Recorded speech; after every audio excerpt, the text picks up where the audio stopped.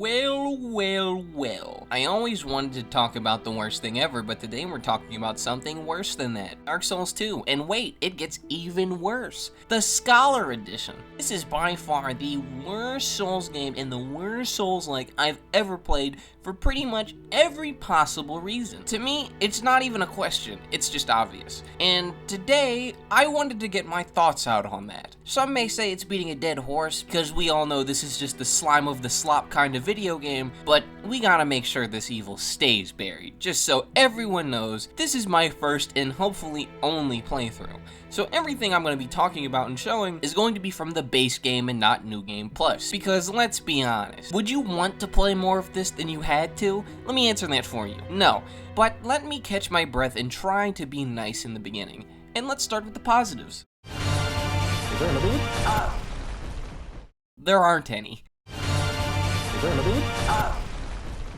This is by far the worst mechanic in the game. It's so awful, I don't know how anybody defends it. If you somehow don't know, which I don't blame you, because why would you waste time playing this garbage game, quote unquote, if you even want to call it that. ADP is a stat that affects rolling and item use. This is downright ridiculous and lazy. Letting the player mess around with how effective their rolling is an absurd concept that breaks the game at all levels. This has never been a thing in any of the other games, and the fact that it's here is ridiculous. I mean, have the devs ever even played a Dark Souls game? Some may say, what about light and heavy rolling, the rings in both other games, which you can argue makes Dark Souls 1 the worst offender because the flip had nuts iframes. But this is absurd! You're telling me that I can get ADP to level 25 and I can stop worrying about it, but why is it there in the first place? Yeah, sure, you could manage that in the first 2 areas, maybe even earlier depending on your starting class, but this stat is a prominent issue that haunts the entire game. It haunted me mainly because I refused to level it, but I shouldn't have to do that. If a game mechanic changes, I shouldn't have to change with it. And for a moment, imagine this.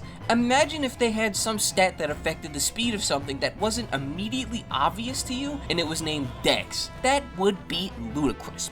Almost as ludicrous as these B-team C-list developers thinking they can touch my favorite IP. Is there another one? Holy guacamole! The game speed here is absolutely crazy. It's so slow. I'll become a corpse by the time my character even takes a step. Some are of the opinion that the combat being slower makes it more deliberate, and I guess you'd say that if you're a moron and your opinion is wrong. Almost as wrong as the B-team who dared touch what should have been a godlike sequel. Dark Souls 1 had literal perfect combat, so why would you dare bother touching the game speed? The real sequel we should have gotten, which is Dark Souls 3, nailed this. Now some may say, how could you like 3 if it changed the game speed like 2 did, just in the opposite way? And to that I'd say, I like it more than 2's. And I can already hear the plebeian saying, but you just said liking 2's game speed is a different opinion. How come you can like 3's gameplay being faster, but we can't like 2's being slower? And like I said before, your opinions are irrelevant and I don't care about them. We aren't here to talk about your feelings, we're here to discuss facts. And you're factually of the wrong opinion on this one, and I'm factually on the right opinion on this one. Is there another one? Connected to my game speed point here, the controls themselves are absolutely horrendous. B-team choices were made left and right. First, we have to talk about where they probably assumed they innovated. Let's look at something like the Humble Ladder. In an actual game with soul and passion oozing out of every corner named Dark Souls 1, you could go down ladders fast, but you could only go up them slow. In Dark Souls 2, you can go up and down ladders faster if you hold circle. And I'm sure some of you slurry Dark Souls 2 enjoyers are probably thinking that's a plus, right? Of course I couldn't expect some idiots like you to grasp the magnificence of this. Dark Souls 1's slower ladder speed helps you really take in the world. Think about your choices and serve as a bit of a nice relaxing break from the immaculate gameplay. Dark Souls 2 didn't see the value in this, of course, so now you can speed past these bits. Unfortunately, this sloppy design choice is carried into the future games. Unsure why, as nothing in this game could be considered an improvement. Speaking of which, let's talk about this awful 8-dimensional movement idea that they did here. In this game, you can only move in 8 directions, up, down, left, right, and then the horizontals. This is bad. This cuts out so much movement potential. I'm sure that every soul who's ever touched an analog stick has noticed this playing this game. It's such a core point flaw that my hands almost vomit when seeing the character twitch. Then we have to talk about the awful lock-on situation. First of all, the game didn't verbatim tell me not to lock on to every enemy in this game. This was a huge issue for me that I couldn't grasp until a video guide told me not to do it. I'm being so serious. I had to use an online guide to tell me how to not lock on to every single threat because the game didn't convey that well enough. And it's wild to me because the B team almost found a way to naturally teach me that and had the means to do so. You see, if they literally just deleted the control for the lock-on button so I physically couldn't have done it, then I would have actually been able to figure this out after a few days. But of course, the B team has to run in fear of doing anything innovative for the better. But we still aren't done here with the lock-on somehow. If you played an actual good game like Dark Souls 1, you know when you locked on in that game, you get this nice, crispy, buttery smooth strafe. But in Dark Souls 2, you get this freedom of movement. Ugh! When you lock on, you get to still move around with your full movement abilities, just you'll always end up facing the enemy you're locked onto. This was a objectively horrible design choice. Who would want freer movement when locked on instead of an immaculate strafe? Especially in a melee game. At its worst, it can even get you killed! If you decide to run away from an enemy while you're locked onto them, your character fully has to turn around and it can get you hit. If I'm trying to run away while in the locked on mode to fight a target, why on earth would you be punishing me for trying to run away? These idiotic devs clearly just aren't thinking again. Brain dead dolts game design choices like this are why this game sucks. And another small addition that I almost really let slide. Would have been disgusting had I. If you accidentally hit the lock-on button, sometimes the enemies will hit you and this can get you killed. You're telling me in a Souls game if I accidentally hit the wrong button, I can die for it? Are we serious? Some may say something stupid like, well, why are you running away while locked on? Wouldn't or shouldn't you just lock off? Anyways, we have to then talk about the rolling while locked on because it's a massive downgrade. In Dark Souls 1, if you locked on and you went to roll, you could only roll in one of 4 directions. Simple, but nice and neat, right? But in this game, you can roll in 8 directions. That's right, 8 directions. With freedom like that, why don't you just let me code the game, huh? And I can imagine some may be asking how that's a negative, and that's because Is there another one? I can sit back, kick up my feet, and relax, knowing that no idiot would dare defend this game for this. Scholar has the worst enemies and enemy placement in anything I've ever played. Let me ask you Scholar fans this. What's the point where you stop simply keeling over and letting FromSoft's B team have their way with you? Simply put, these are the worst enemies ever designed. Look at the screen right now. An event I played no part in led to this Dynasty Warrior-esque cavalcade of goons following. Some may say they die in 2 hits. Or something else equally stupid like, maybe take your time with the area. Do you think I bought this game to take my time with the areas? No! It's so boring having to walk through these areas fighting enemies. It takes like an hour or 2 to get through one segment. I much rather the Dark Souls 3 approach of letting me easily run past every enemy. Some may say, somewhat like I mentioned before, the enemies die normally in 2 hits or so, and don't often do a ton of damage. And to that I'd say, you must be stupid. No factors around how or why enemies are balanced for that will make me accept this as okay. It's not some change or a tweak, it's objectively bad game design because I don't like it. And even if you think otherwise and think that you could potentially defend this point, I still have my fallback nuclear bomb. Defend Iron Keep for me, bud. Ooh, right? Ooh. I bet you Dark Souls 2 fans are all hot and bothered now. Some may say, you're cherry-picking a bad area. Or would say something like, would you point to one bad area in the other games and blanket statement the entire thing? Or some nonsensical drivel like that, but the whole game is like that, and I know you can't prove otherwise. Is there another one? Life gems, aka the worst design choice to ever happen to man. Estus was a literal flawless system in Dark Souls 1. It tested one's ability to get through areas strategically while managing a limited resource. Life Gems snapped this perfect balance into pieces. Billions of them! The B team can't comprehend the thought of a good idea. Neither can any of the plebeians defending this system. A system where you can easily obtain a bunch of healing items like this is ridiculous. It's ridiculous. It destroys the beautiful ecosystem of resource that the pinnacle Dark Souls 1 had innovated. I mean, a bunch of slow healing resources? Are you crazy? Are you out of your mind? Some may try to counterpoint me by saying, well, having more healing resources makes sense because there's more enemies to engage with. Or something else even weaker like, but Estus is still far better for combat due to its faster healing nature. But none of that matters. Healing should be limited in order for it to stay true to the Dark Souls experience. And I can already hear some of it now. But Demon Souls had grass, which you could get a ton of and even buy like life gems. Or something even stupider like, but DS2 had humanities, which fully healed you, meaning as long as you had any, you could recover just fine. And to that I'd say, we've already talked about the locations briefly because of the insane amount of enemy spam, which, may I remind you, if you like them, means you probably also like fingers in your ear. But the locations themselves are awful and disgusting. Pukey color palettes or dinky dark areas are all I see here. If you look at the screen, I promise every single area looks like this. Dirty, bleak, and disgusting. This is objectively the worst design game ever in this aspect. Maybe every aspect, who knows? But if I had to choose one area out of the 30 or so that ruined this game, I'd have to say the enemies suck and it's just lava everywhere. What a boring idea. But you know what's even worse? Take a guess of what area has the longest elevator in the game. And guess what area has a giant Minotaur statue in it?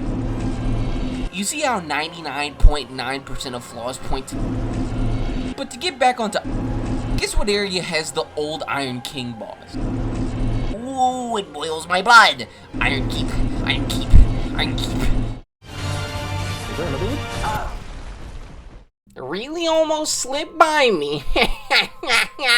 But one of the worst features is the god-awful iframes in this game. We are going to talk about the rolling because we already did that in the ADP section. But when you go to open a chest or step through fog walls, you're not invincible in this game?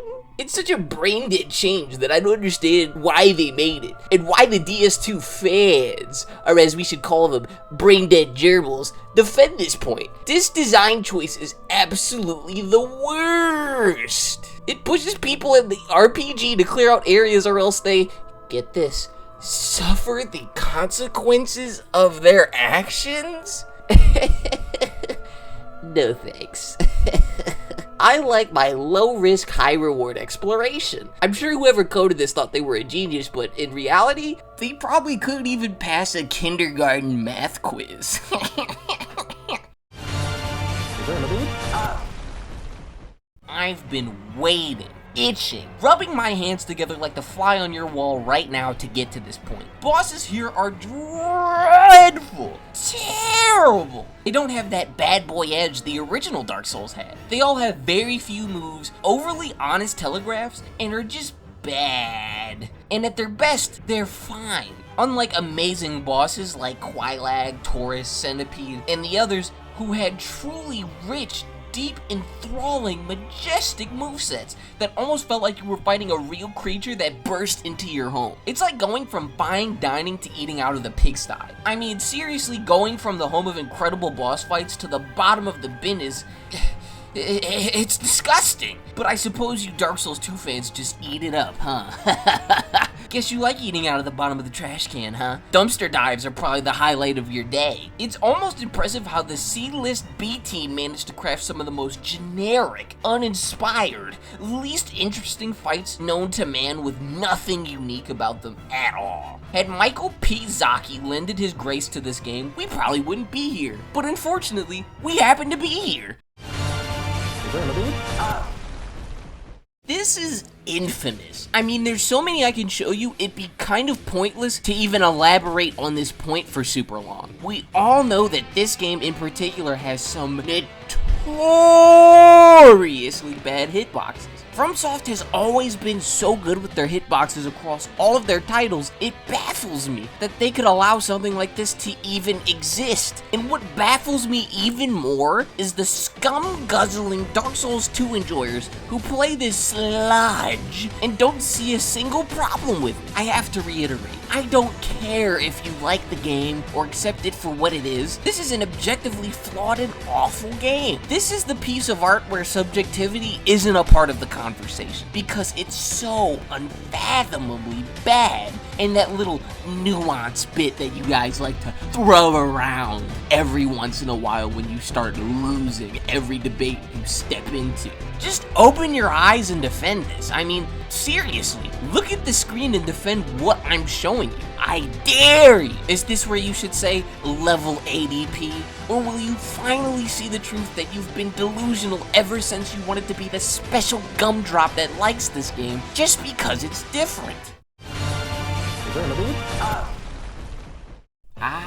The rock most people want to die on. The power stancing was a good addition claim. Wrong! They act like this added a ton of depth. Being able to wield two weapons of the same class and even similar classes at the same time. Quantity over quality strikes again. But I doubt those idiots can even see why. Being able to do this is really just move blow. All these options are there if someone wants to explore them, but guess what I'm thinking? If you guessed I don't care about exploring any of those, ding ding ding ding ding ding, you're correct.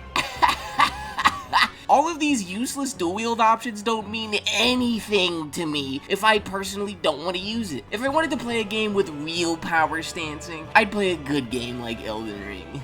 Some may say Elden's gives you less options, but you DS2 Frank slobberers can't accept when doing something simple is doing something better, can you? This will bleed into my next point. Is there another one? Golly gumdrops build variety. You'd think letting people make builds in an RPG was a big deal the way DS2 fans won't ever stop talking about it. Quantity over quality strikes again. Hexes, pyromancies, miracles, and sorceries? What do they all have in common? All found in the bottom of my damn trash bin. I am a strength user, so I only ever use strength weapons. Now, I'm not saying you need to play this game like me or hate it as much as I do, but all of these other options are useless to me as a strength user. People glaze the amount of boss soul weapons and abilities, but as a solely strength user, half of these rewards are useless to me. Heck, even more than half.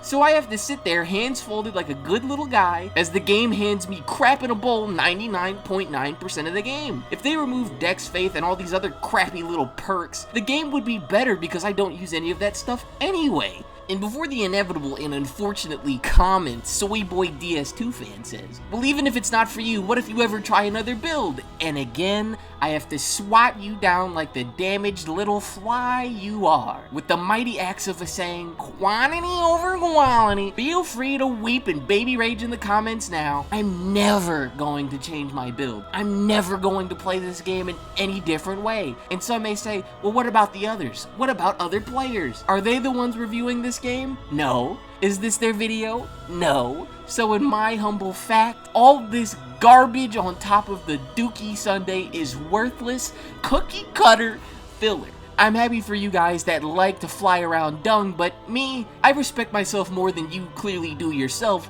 so I won't engage with it. Is there another one?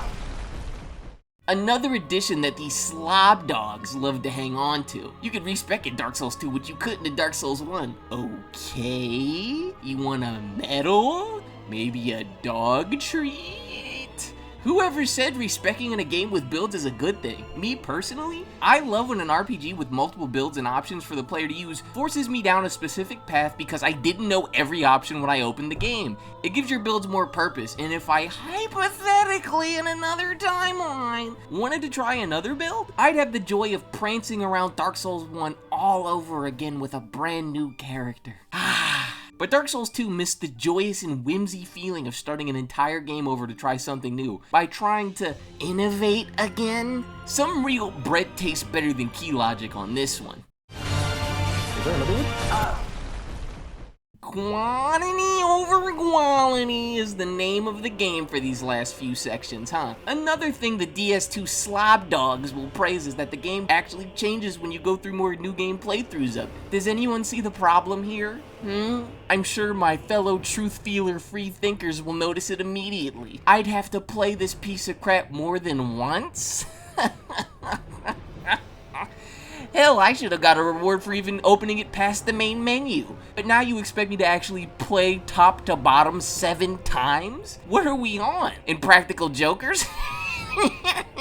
Dark Souls 1 and 3 have the perfect new game add-on. When you beat it, get this guys, you actually get to play a good game again. Dark Souls 2 and its little shard-out editions can't compete with that, can they? More always equals better to you Dark Souls 2 guys, right? I got a lot in my pigsty outside. Why don't you dive in that? Is there another one? More like PV put me to sleep. Given Dark Souls 2's combat is already gross as we discussed, could you imagine doing that slow, clunky, awful combat against another player? Some may say, but DS2's combat isn't mostly rolling like 3s and 1s, and due to all the build options, it's always something new. Ugh. Do they even hear themselves? Watching your opponent roll out their entire stamina bar and run away is the DS Invader or PvP experience. Without that, we might as well call this some crap spin-off series. And if I wanted to play a crap rip-off version of a FromSoft game, I'd just play Monster Hunter. Is there another one? I could have probably just opened with this point, and you would immediately agree that Dark Souls 2 is the worst thing ever and will lead to the end of mankind. In one of the best pieces of fiction ever made, Dark Souls 1, the world was fully coherent. You could explore from one place to the next, and it made logical sense with basic geography. In Crud Souls 2, the world doesn't even make sense. To bring it back to the indefensible... To even get there, you have to take an elevator up to a lava world. Does that make any sense? No! Now, I can accept fantasy dragons being consumed by the deep dark. I can accept the fact that the world ends if one fire goes out. And I can accept a giant serpent swallows you and takes you to some underground cup. But the world not being geographically connected is where I draw the line, okay? Some may say it was a novel idea and unique to Dark Souls 1, but I can't accept that. Everything Dark Souls 1 does, Dark Souls 2 spits in the face of. It's like some kind of kink the designers had to spit on this Michael P. Zaki guy's legacy. I could never, ever play a game with an inconsistent world. And some people lay on this, but the main point of the plot is that the main character is losing their memory. So it being disjointed is the, do you ever shut the fuck up and hear yourself? Just scraping at the bottom of the barrel for anything to defend every single point against this game? When are you going to get off of your knees under the desk for them? God! Is there another one? Just some sob stories on top of sob stories in this game. Everyone either exists to show how horrible the undead curse is, or how horrible life is here. This would never happen in any of the other games in the trilogy. It's like the team thought sad makes glad. It's something unique to this game that all the characters have something to moan about. And then they all keep talking about death. Over and over again, death is brought up in this game. It's like the devs thought that dying is what made the other Souls games good. So they just have every character keep yapping on and on about it. Dark Souls Prepare to Die edition and Dark Souls 3, the game about the world ending, never did this. And it shows how the writers here, or as I like to call them, baboons holding lead sticks and scribbling, have no understanding of this world or its themes. Is there another one?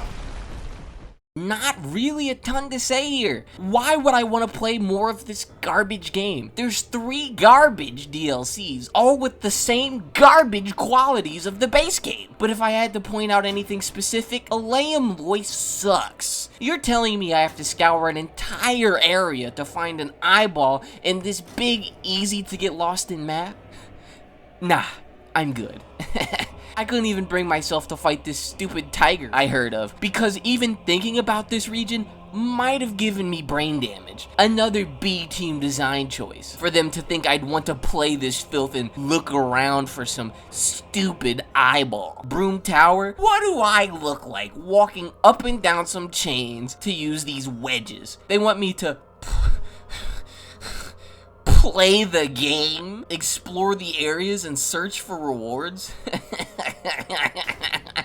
Nah, I'm good. I play Dark Souls for the riveting bosses like Kappa and Iron Golem, or that whole lot that I said earlier, which are known for being immaculate. I'm not here to explore this stupid fantasy world, and don't even get me started on Shova, a sunken city, more like a sunken profit margin for From after letting this idiot direct. No memorable set pieces, no interesting lore, just tombs, boring tombs that I have to, oh god, I want to retch, playthrough. Oh, Michael Pizzacchi would have never made us do something like this. Is there another one? You might be wondering where the Dark Souls 2 footage is for this segment, and the truth is, I can't bother wasting any more lifeblood and brain power on this filth. I'm sure you feel the same. To me, like I said before, consider this the Chekhov's gun of the conversation. It's not a question of if this is the worst thing FromSoft has made. To me, it's just obvious. If I had to choose to play every swamp level in the other better Souls games back to back or play this, I'd play those every day of the week. I'd even add days to the week to play more of them. This is one of the worst pieces of art to objectively exist. This video could have been 70 times longer, but to try and make this concise, I decided to try and make it short and sweet. But I'm sure one of my peers could unironically make a more than 10-hour long essay on some idiot that likes this filth, and keep going on how objectively bad it is. But that's been all I've needed to say here. This game sucks, and if you like it, I need you to get over your little soft, malleable feelings and accept that. I don't even want to do an outro for this. This game, it'd be a waste of my talent to script out an outro. Subscribe if you're a truth teller like me, and leave a pathetic, weasel hate comment if you like this garbage. So we all know that you're stupid, and we can laugh at you.